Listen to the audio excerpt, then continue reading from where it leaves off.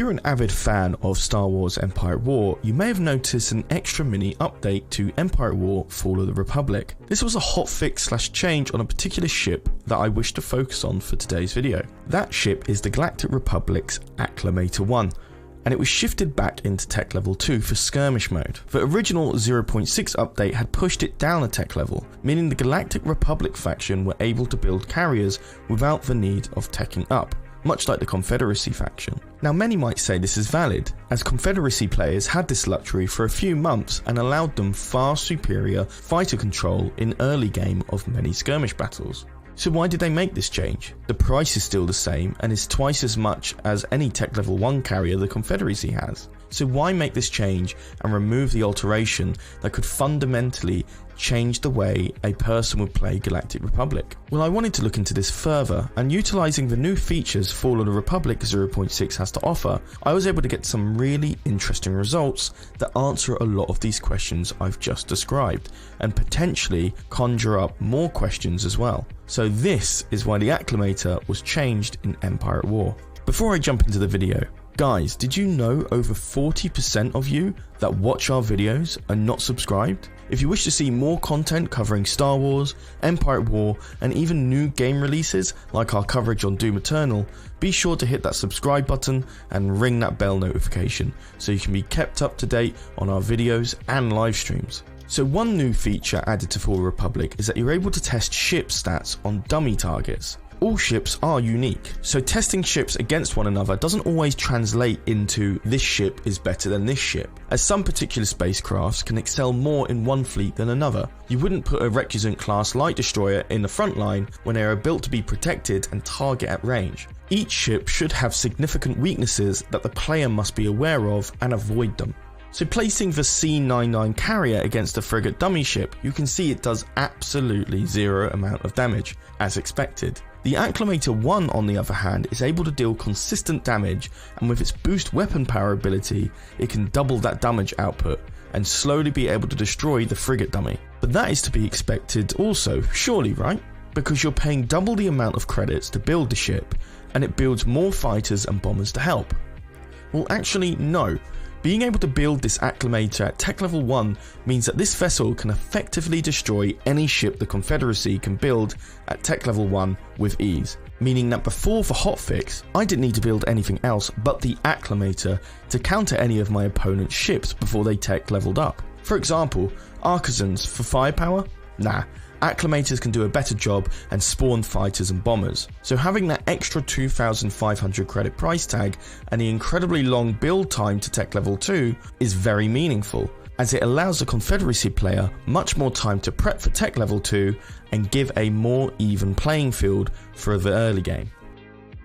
So I'm not actually done there. I actually wanted to go into a game building nothing but the Acclimator I carriers, just to see how versatile they are against whatever the hard AI will put in front of me. So we're going to go with the core world. I'm going to go Galactic Republic, and enemy is Confederacy. So I'm going to rush Tech Upgrade 2 to go straight into the Acclimators and nothing else beyond that. So let's see how well we deal with this. I will cut out any of like the slower parts of the video, so you're not having to watch any dead air. We can get straight to it. Okay, so our tech upgrade is done. I'm just quickly building out the rest of the asteroids here. I picked this map purely because of how many asteroids there are. So it allows the hard AI to tech up and really throw quite a few things at me. So because it has the income to do so. So that's why I picked this map. There's a lot of asteroids here. So waiting for enough cash to get our Acclimator, which we just have now. And we can upgrade our asteroids as well. Perfect. So we've got our first Acclimator built. Let's just drop this in. That is the hard AI's like time advantage up. Let's see how well it can start handling against nothing but Acclimators. Watch how they started to build diamond cruisers for my fighters. And watch how quickly we can eliminate those off the battlefield and keep our fighters safe. So there we go. Just completely ruining the Diamond Cruiser there. Our fighters remain intact. Now, Diamond Cruisers are really good anti-fighters. I love them on the Confederacy. They are really strong. So eliminating that is a bit of a game changer there. Keeps the Acclamator effective and uncountered. Here the Corvex is just running away the moment I put the Acclamator down. So let's start building some more. But 2 on either side, then 1 going into the center. So dropping my second Acclamator on the right side just so we can target that asteroid while we also take out that hard cell here. So hard cells are very weak in this update now. They do a lot of damage, but they are very vulnerable. So perfect for the Acclamator to take down.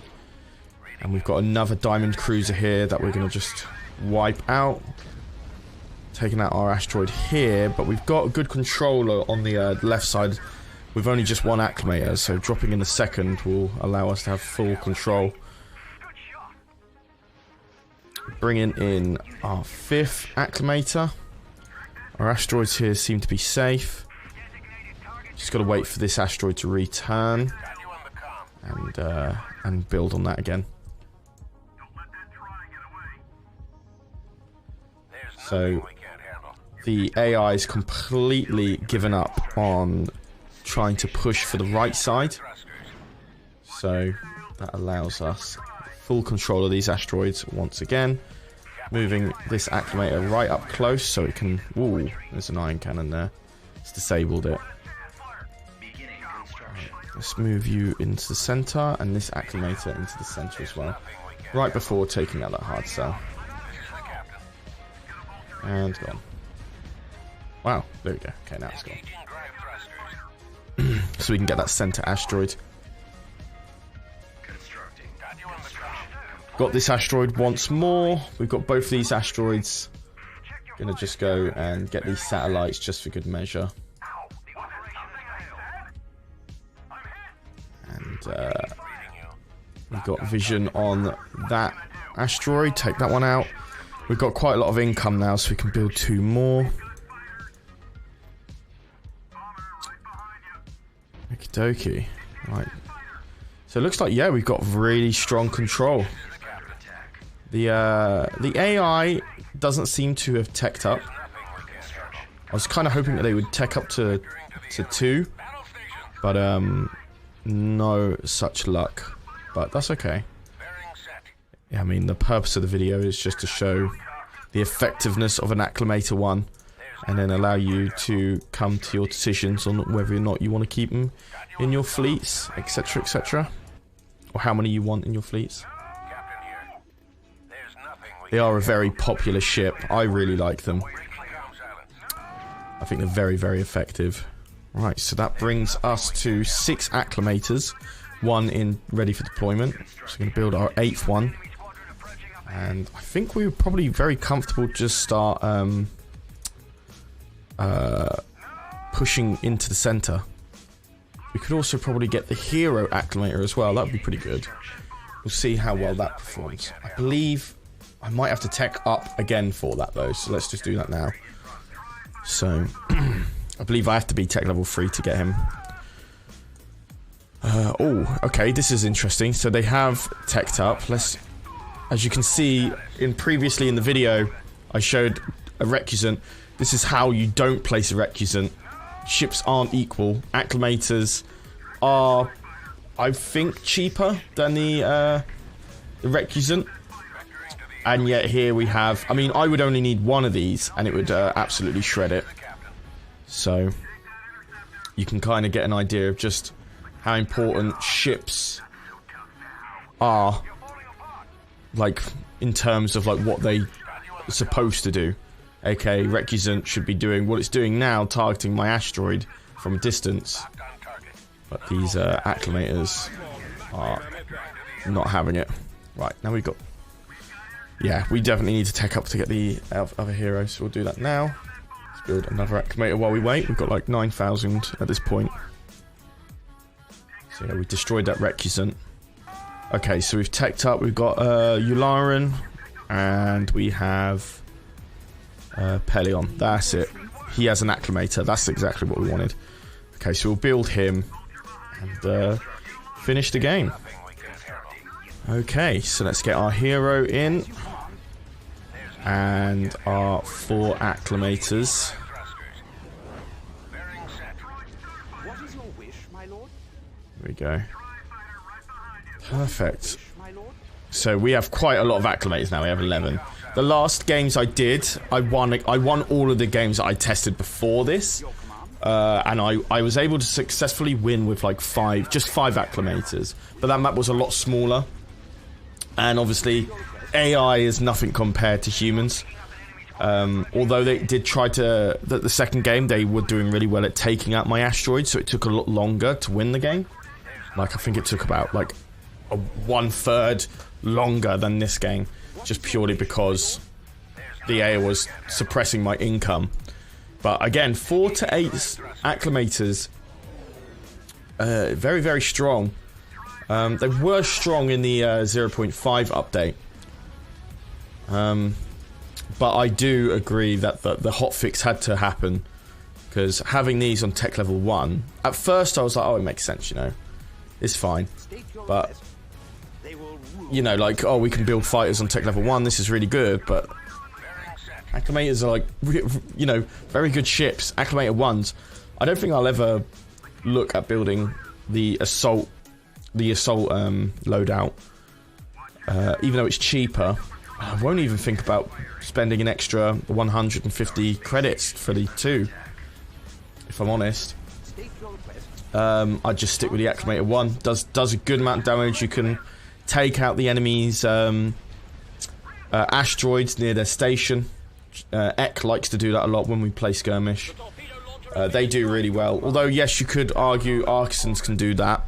But Artisans are a lot more squishier now in the 0.6 update. So I would just, for me, if I have the cash, it's just Acclamators all the way, really. Acclamator 1s, personally. So yeah, interesting. Oh, I think that might be the hero fighter spawning these. I might be wrong. Yeah, it must be the Z95 squadron. I'd think. Yeah, it must be the hero that spawns those. But yeah, I mean, Galactic Conquest, it's not the same. But for Skirmish, these guys spawn a lot of fighters and bombers. So much so that even like anti-fighters, you'd have to build a lot of anti-fighters to overcome this, I feel. Obviously, you know, 14 Acclamators, we're going to win this. I'm not trying to make this as a statement that Acclamators are too strong. That has to come from a lot of play testing, etc, etc. And the mod hasn't been out for that long. The update, sorry. So yeah, there we go. Guys, thank you so much for watching. I have been Charlie of X2. And I will see you in the next video. Take care. Peace.